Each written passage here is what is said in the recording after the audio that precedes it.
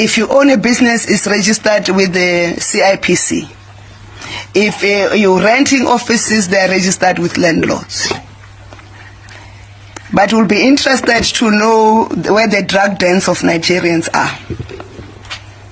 So they can show us where they've been holding the drugs so that we can clean the drugs in South Africa quite urgently.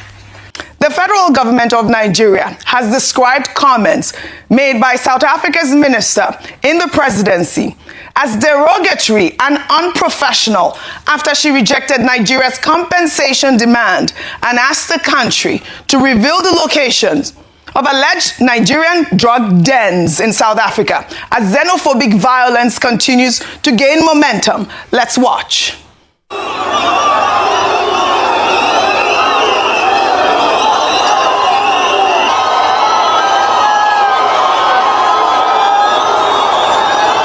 If you own a property in South Africa, it's registered. If it's a house, it's registered with the deeds register, Office of the Deeds Register. If you own a car, it's registered in the INATI system. If you own a business, it's registered with the CIPC. If you're renting offices, they're registered with landlords. But we'll be interested to know where the drug dens of Nigerians are. So they can show us where they've been holding the drugs so that we can clean the drugs in South Africa quite urgently. Those who had properties in South Africa,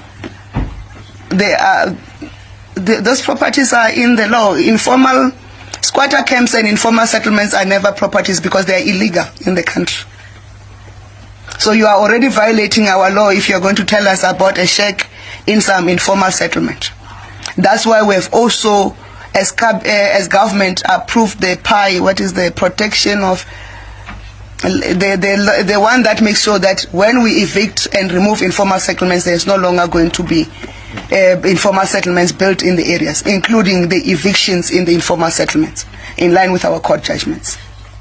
So, if there's no compensation that will come from government, those who leave their properties, if they are properly legally registered in the country, they can dispose of the properties in the property market in South Africa, whether it's a movable or immovable property. And we are going to seriously appreciate to be told where are the drug dens. Thank you very much. Now, South Africa's minister's comments come as Nigeria's Ministry of Foreign Affairs confirmed that 2 Nigerians have been killed in South Africa's security custody. Emeka Charles Iregbu was killed after police officers used gruesome interrogation techniques, and Nnemeka Matthew Andrew Ekpeyon, who died in the custody of the Swano Metro Police, with a search of his residence yielding no incriminating evidence whatsoever. A third Nigerian, Musa Yona Joe, also known as Big Joe, was killed by unidentified attackers in front of his shop, according to the statement. These are not just statistics. These are men with names, with families, who went to South Africa to work and build a life. And as Nigeria mourns, South Africa's minister in the presidency has not only rejected the compensation demand, but asked Nigeria to reveal its drug dens. Rufai, can you imagine? A remark the federal government has rightly described as derogatory and unprofessional. Now, the 2 Nigerians are dead, allegedly at the hands of South African security forces. This diplomatic crisis is far from over, and Nigeria will not be silent. But the question that demands an answer is this: if South Africa's own security forces are killing Nigerians, who exactly is protecting them? Good morning, Dr. Abati. Good morning, Ayo. Good morning, Rufai. Rufai, I came to you because I'd like for you to, unpack this story. I mean, you saw the minister over the weekend trending because of, the remarks she made about Nigerians and the drug den. That's not what we're talking about. We're talking about legitimate businesses that have been seized. And this is the sort of statements, rhetorics that cause this that fuels this xenophobic attacks. Your comments? So I think I said on this platform that the government of South Africa is complicit. I made it as a statement then, I didn't have facts. But after this interview with Richard Itoro, we have facts because he stated that the key participants in this protest were given Hilux vans by the government of South Africa. That's an eyewitness of account of somebody that stays in South Africa. Oji, I don't like to respond to flippant ministers from South Africa because, you see, it shows the way they see us. For her to have the effrontery to say that Nigeria lives in shacks, maybe that's what she lives as a minister.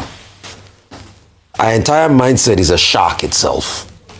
So you don't expect her to say anything better for Nigerians that are hardworking in the country. Like I said, they will pay compensation. May not be today, but at some point, they will pay compensation. All of this she's saying is utter rubbish. Richard Itoro stated here that he was paying mortgage on a home worth 1.2 million rand. That's over 100 million naira. The mail trail of the mortgage is there. Do they pay mortgages on shacks? The agent is there. So there are evidence to these trails. He said cumulatively all his assets there, and this is just one person, was worth about 3-point-something million rand. I don't know, I have not done the calculation, but I think that should be in the range of about 300 million naira. So that's like close to $500 million. These are documented assets. So when this minister is saying people live in shacks, they have evidence of their asset. They will pay compensation. See, when we are ready with South Africa, when our government is ready with them, it's not all this Mpumulanga minister that is talking with her mouth, or this Wena that will be talking. When we start to do it at the government-to-government basis, this one will not even be there to see anything. So all this one, they can gesticulate and they can be jackporoing and be talking because they want to win election and favor their local base.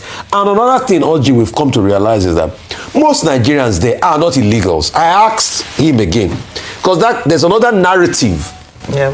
And almost everybody being harassed in South Africa are illegals. No. No, we had our Air Peace flights coming. We had our reporters on ground asking the returnees questions, and they were all legal. They had their documents and all of that. So they are not illegal. So they will pay. They leave all these ones. Who are these ones on the pecking of my government appointee? They will pay. We are coming. All right, but I'm glad that the federal government has responded really quickly, Dr. Batsi. The thing to add is that earlier on, we had said Nigeria could follow the example of Ghana and report the South Africans to the African Union Commission. However, the international body that resolves disputes between states is the International Court of Justice, the ICJ. Will Nigeria be willing to go a step further and declare a dispute with South Africa at the level of the International Court of Justice? Because a paragraph in that statement that was issued yesterday morning by the Ministry of Foreign Affairs made it clear that South Africa is complicit. South Africa has failed to discharge its responsibility to protect under international customary law. And 3, Nigeria is calling for an investigation, and Nigeria is saying that South Africa itself should investigate March on March with one of the anti-immigrant groups, and also Operation Ludara. And yet this, junior minister in the presidency comes along, and she just spewing hate and blackmailing Nigerians for problems that were caused by the objective conditions in South Africa itself. If the South Africans say they don't have employment, if they say they don't have jobs, if they say they don't have prosperity, post-apartheid, it is for the South African government to address that. It's not the problem of people from Zimbabwe or from Zambia or outsiders. And then I wonder what some of those former apartheid figures will be thinking now.